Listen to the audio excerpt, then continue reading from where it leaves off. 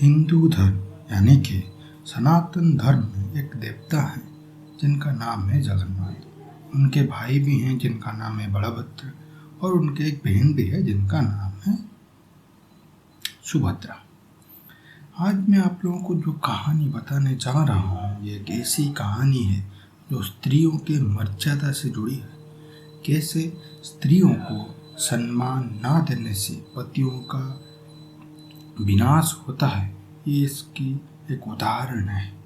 ये कहानी है जगन्नाथ जी की पत्नी लक्ष्मी माता की। इस धरती में हर कोई सनातन धर्म से जुड़ा हर कोई एक ठो लक्ष्मी व्रत करता है। इस व्रत में हर पत्नी अपने स्वामी और अपने परिवार की सुख समृद्धि के साथ धन प्राप्ति की इच्छा करती है। और इस पूजा में हर कोई इस पूजा को कर सकता है, चाहे वो वैश्य हो, शूद्र हो, ब्राह्मण हो, क्षत्रिय हो। लेकिन भगवान जगन्नाथ के साथ लक्ष्मी माता की विवाह संपन्न हुआ था, तब लक्ष्मी माता ने उनको एक वर मांगा था। वो वर यही था ताकि मैं जब मेरा लक्ष्मी व्रत होगा तो मैं कहीं भी किसी भी वक्त जा सकता हूँ, मेरे ऊपर कोई निवारण नहीं रहेगा। और जगन्नाथ ने भी तब उनको हाँ बोला था कि वो कहीं भी किसी भी वक्त जा सकती है, लेकिन सिर्फ लक्ष्मी व्रत के बाद। लेकिन एक दिन क्या हुआ था कि उस दिन भी लक्ष्मी व्रत था। भगवान लक्ष्मी को एक नारी थी जिसका नाम था श्रिया। वो एक चंडालुनी थी। वो बहुत ध्यान से बुला रही थी और लक्ष्मी माता को उसका ध्यान देखकर उसके पास जाना ही पड़ा। लक्ष्मी माता उसके घर में गई, उसको मन मांगे वर दिया। उसको एक पुत्र दिया, हजारों गाय दिए, लाखों करोड़ों धन दिए। और देखिए जब वापस आ रहे थे तब क्या कहे हुआ कि ये सब बात होते हुए भगवान बलभद्र यानी कि जगन्नाथ जी के बड़े भाई देख लिए। जब वो देख लिए, वो आकर जगन्नाथ जी को बोले कि तुम और लक्ष्मी को अंदर मत आने देना। लेकिन जगन्नाथ जी बोले लेकिन क्यों? नहीं, ये मैं बोला, यानी कि ये मेरा आदेश है, तुम उसको अंदर मत आने देना। भगवान भी बोले ठीक है, अगर आपका आदेश है तो मुझे मानना ही पड़ेगा। लेकिन जब लक्ष्मी जी घर पे आई, यानी कि उनके जो श्री जगन्नाथ का मंदिर है उसमें आई, तब जगन्नाथ ने मना कर दिया, द्वार पे खड़े होकर मना कर दिया। जब द्वार पे खड़े होकर मना कर दिया तो लक्ष्मी जी ने बोला कि मेरा गलती क्या है?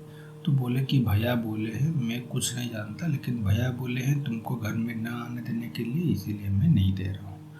तो इस बात पर लक्ष्मी गुस्सा हो गए। उन्होंने अपने सारे अलंकार खोल के रख दिए।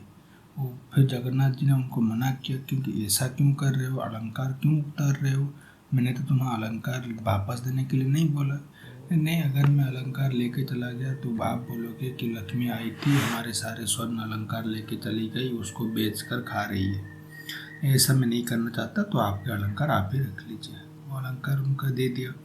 फिर अभिशाप दे दिया कि 14 साल तक तुम दोनों ऐसे ही भूखे रहोगे।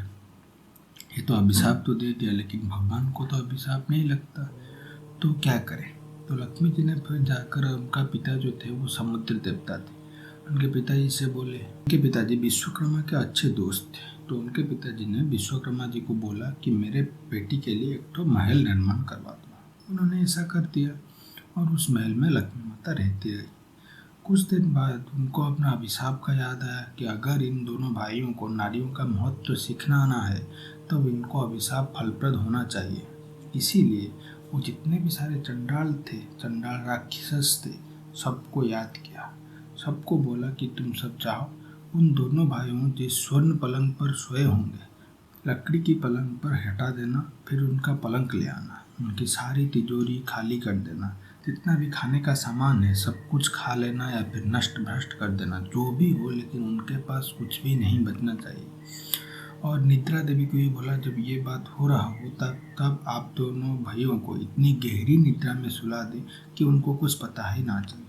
तो ऐसा ही हुआ, उन दोनों भाई गहरी निद्रा में सो गए और तब तक ये चंडाल लोग सब कुछ खाली कर दिए। जब दोनों भाई सुबह उठे तो देखे भाई इधर कुछ भी नहीं है, उनके पास कुछ भी नहीं है सिवाय अपने हाथ में पहने हुए एक अंगूठी। उन दोनों को खाना भी था, भूख भी लग रहा है, तो वो गए सुनार के पास अंगूठी बेचने। लेकिन तब फिर क्या किया, लक्ष्मी माता ने विश्वकर्मा को याद किया कि बोले भगवान जी ऐसा कुछ करो ये सोने का अंगूठी पीतल का बन जाए। तो वो भी हो गया, उन दोनों को उस दिन भी खाना नहीं मिला। ऐसे फिर घूमते घूमते गए, किसी ने बोला कि वहाँ पे एक ठो तालाब है, तालाब में बहुत सारे कमल के फूल खिले हैं और कमल का नाड़ खाकर इंसान जिंदा रह सकता है। तो वो दोनों कमल के नाड़ खाने के लिए पहुंच गए। लेकिन जब वो जाकर कमल के तालाब के पास पहुंचे तभी कमल का तालाब पूरा सूख गया और उधर जितने भी कमल थे सब सूख कर मर गए। ये सब देखकर उनको बहुत हताश लगा। तो ऐसे कई साल बीतते गए, लेकिन उनको खाना नहीं मिला। जहाँ भी उनको खाना मिल नहीं जाता था, लक्ष्मी जी कुछ ऐसा करते थे कि उनसे खाना छूट जाता था। ये उनको बहुत बुरा लग रहा था, लेकिन वो दो भाई कर भी क्या सकते थे, वो भी निरुपाय थे, कुछ कर तो नहीं सकते। इसीलिए एक दिन उनको दोनों को कोई आकर बताता है कि वो समंदर के किनारे एक ठो घर है, वहाँ पे तुम जाओगे तो तुम जो मांगोगे तुमको वो खाना वो देंगे। तो वो दोनों चल पड़े। समंदर में बाली था, समंदर में रेत था, वो रेत से होते होते होते होते ये चल पड़े। लेकिन धूप उतना ज़्यादा ने लक्ष्मी जी ने कर दिया कि वो चलना भी नामुमकिन हो गया। लेकिन फिर भी इन दोनों ने बहुत मेहनत करके जब वहाँ पे पहुँचे तब पहले बोले कि कोई मेरे को खाना देगा। तो लक्ष्मी जी को पता चल गया कि दोनों भाई आ चुके हैं, उनका 14 साल भी ख़त्म हो गया है। लेकिन फिर भी लक्ष्मी जी और एक परीक्षा लेनी चाहिए। तो वो क्या किया, अपनी दासी को बोले कि जाकर बोलो कि एक चंडाल का घर है, क्या आप दोनों चंडाल के घर में खाएंगे। दासी जी आके बोले, तब इन दोनों का मुंह मलिन पड़ गया। ये दोनों सोचने लगे, फिर चले गए वहाँ से। फिर जाकर कहीं दूर बैठने लगे। लक्ष्मी जी को फिर लगा कि इन दोनों ने अभी तक भी अपने गलतियों से कुछ सीखा नहीं है, इनको और भी देरी तक ये दंड रहना चाहिए। लेकिन फिर 2-3 घंटे बाद फिर दोनों आए कि हाँ हाँ हम खाएंगे, हम सब कुछ करेंगे, लेकिन हमको तुम दे दो, हम खुद बनाकर खाएंगे। फिर इस बात पर लक्ष्मी सोचे, अगर ऐसा हर कोई मर्द अपने खाना खुद बनाकर खा लेगा तो ये रानियों की इज्जत नहीं रहेगी। इसीलिए जब वो दोनों खाना बना रहे थे तब लक्ष्मी जी ने अग्निदेव से बोला कि भगवान आप कुछ ऐसा कीजिए कि एक भी लकड़ी जले ना, लेकिन सारे धीरे धीरे राख में बदल जाए। तो अग्निदेव ने वैसा किया। दोनों भाइयों घंटों तक कोशिश करते रहे, लेकिन एक भी चावल नहीं उबाल पाए। फिर यहाँ से भी हताश होकर फिर जाकर लक्ष्मी जी के दरबार में पहुँचे। वहाँ पे बोले कि हाँ हाँ हमें तुम खाना दो, हम तुम जो भी हो हम तुम्हारे हाथ से खाएंगे। तो वही हुआ। तो लक्ष्मी जी ने उन दोनों को पहले नहाने को बोला। लक्ष्मी जी तो नहीं बोल रहे थे, लक्ष्मी जी जो बोल रहे थे उनके दासी आकर उनको बोल रही थी। फिर नहा धोकर अच्छे कपड़े पहना कर, जिनको जिस रंग का कपड़ा चाहिए होता है उनको सब पता है, उनको उसी रंग का कपड़ा देकर उनको बिठाया। फिर दासी के हाथ में खाना परोसा। दासी को बोला कि जब तुम वहाँ जाओगे तो पहले ये पूछना कि उन दोनों में से बड़े कौन है, कौन सबसे बड़े हैं। फिर जब दासी ने पूछा तो बलभद्र ने बोला, दिखाई नहीं देता, मैं ही बड़ा हूँ, मुझे दो। उनको दे दिया। फिर जब और एक थाली लेने के लिए आए तब तक बलभद्र जी का थाली खत्म हो गया था। ऐसे ऐसे करके वो खाते गए और लक्ष्मी जी वहाँ पे रसोई से खाना भेजते गए। लेकिन जब ये सब हो रहा था, जब जगन्नाथ जी को ये पता लगने लग रहा था कि ये खाना कोई और नहीं से लक्ष्मी बना सकती है, क्योंकि उन्होंने इतने सालों तक उनका हाथ का रंसो है खाना खाया है, तो उनको पता चल गया।